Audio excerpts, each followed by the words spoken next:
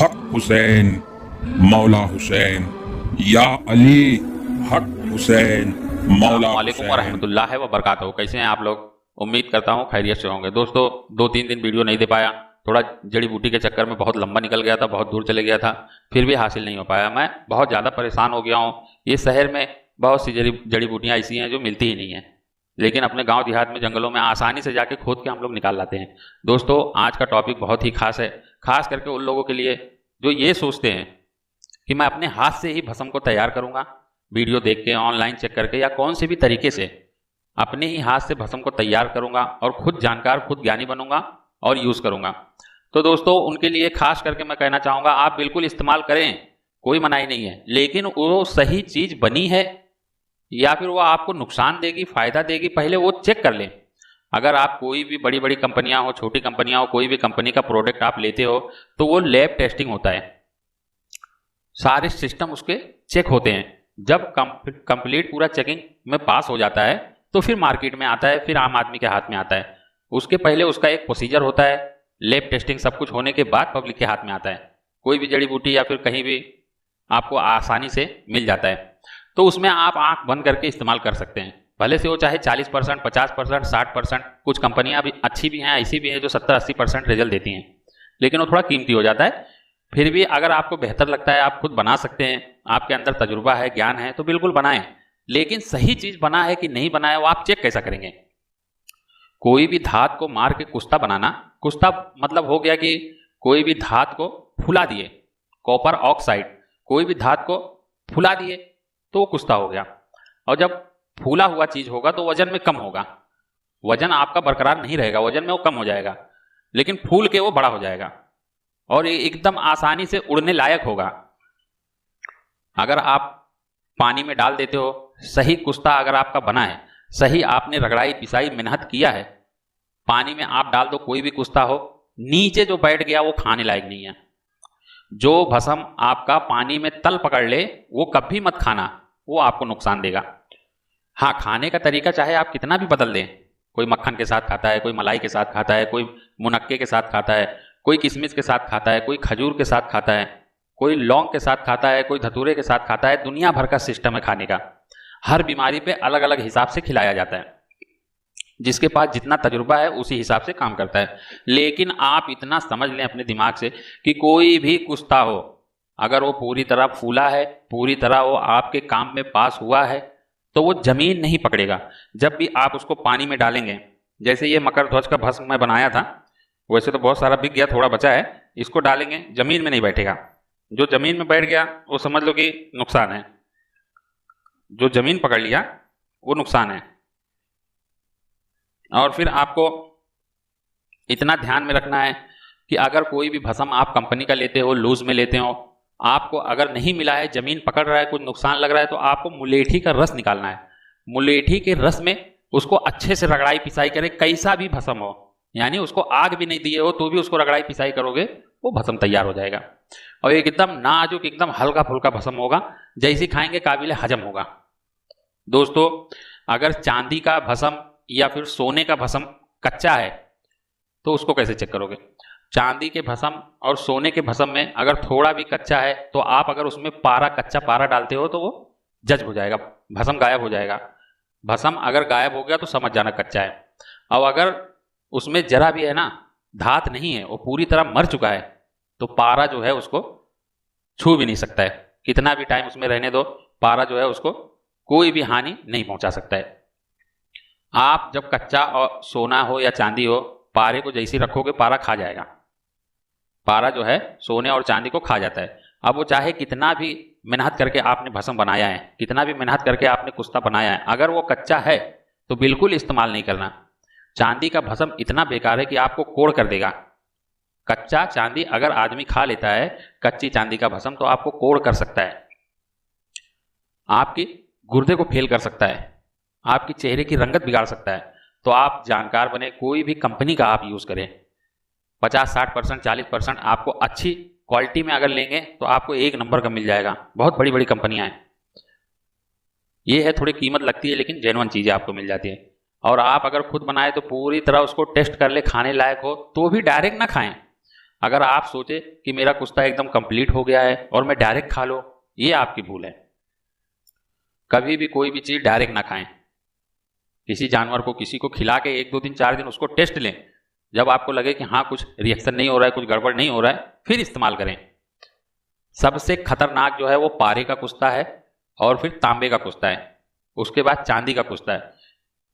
ये तीनों चीज बहुत ही जल्दी नुकसान पहुंचाता है। आजकल मैं देखा हूं बहुत से लोग ऐसे हैं जो चांदी का वरक और सोने का वरक बहुत ज्यादा सेवन कर रहे हैं। कुछ बड़े बड़े सेठ ऐसे हैं, आमलेट बनवाते हैं तो उसमें भी सोने का वरक लगवा देते हैं, खा लेते हैं। जितने भी वरक हैं सब कच्चे हैं, टोटल कच्चे हैं।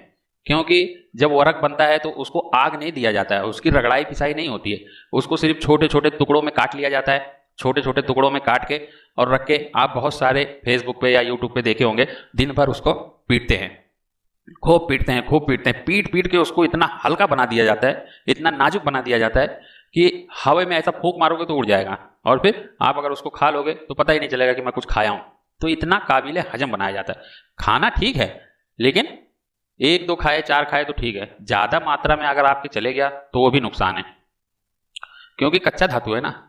अच्छा, ये धात का जो सिस्टम है वो हमारे इंडिया के सन्यासी ही, हमारे हिंदुस्तान के सन्यासी को ही सिर्फ जानकारी था। बहुत से लोग ज्ञानी हुए, बहुत से लोग जानकार हुए, ऐसा मैं नहीं बोलता हूं, बहुत से लोग जानकार हैं, बहुत से बड़े बड़े ज्ञानी हैं, लेकिन जड़ी बूटी का नॉलेज उनको बहुत ज्यादा था। धातुओं का नॉलेज सिर्फ हमारे सूफी सन्यासी, उनको ही था। सन्यासी लोग को ये चीज का तजुर्बा बहुत ज्यादा था। धात को कन्वर्ट करते थे वो भस्म में, खाने लायक बनाते थे, खाने लायक बनाते थे, और फिर उसका रिजल्ट निकलता था। जहां पूरी गोनी भर भर के है ना जड़ी बूटी खाते थे, वहां सिर्फ राई के दाने के बराबर 2 4 खुराक खाते थे तो उनको रिजल्ट मिलता था। तो वो हिसाब से भस्म बनाते थे। लुकमान हकीम की कई किताबें हैं, उनके सागिर लोग का भी कई किताबें, सागिर शायद किसी का एक किताब है, लेकिन सारी जड़ी बूटियां उनसे बात करती थी, उनको खुद कहती थी, खुद बताती थी कि मैं इस मर्ज की दवा हूं, मैं ये बीमारी की दवा हूं।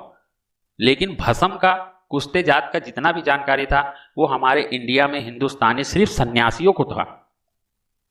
सबसे पहला जो है भस्म बनाने वाले शंकर भगवान, वो अपने जो साथ वाले थे उनके लिए बनाए थे। तो जो है सूफी सन्यासी, उनको बहुत ज्यादा तजुर्बा है धात का, और धात को कन्वर्ट करके बीमारियों को ठीक किया करते थे। ऐसे ऐसे जानकार थे। दोस्तों, सबको पता है जात धर्म, जो असल ज्ञानी है वो जात धर्म पे नहीं जाता है। चाहे वो भगवान हो, चाहे वो हिंदू हो, मुसलमान हो, कोई भी हो, असल जो है, जो ज्ञानी है, वो सब जानता है कि भैया सब घुमा फिरा के एक ही है। चाहे यहां से पकड़ो चाहे वहां से पकड़ो, सब एक ही है। सीधी सी बात है ना। आप सो जाओ और फिर पूछ लो उससे, बता दो भैया तुम्हारा क्या धर्म है।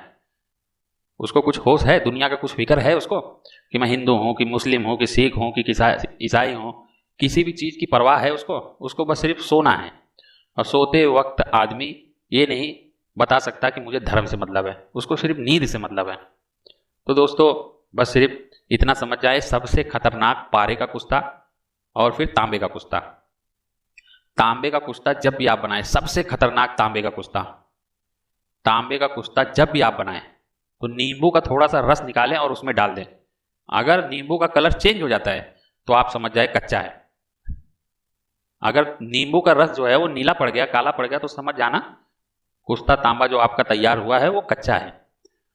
और फिर उसको आग देने की जरूरत है। 70 आगे लगती है।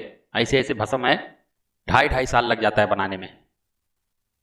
पारद का भस्म ये 21 महीना लगता है, पूरा 2.5 साल लगता है उसको, 21 महीना लगता है।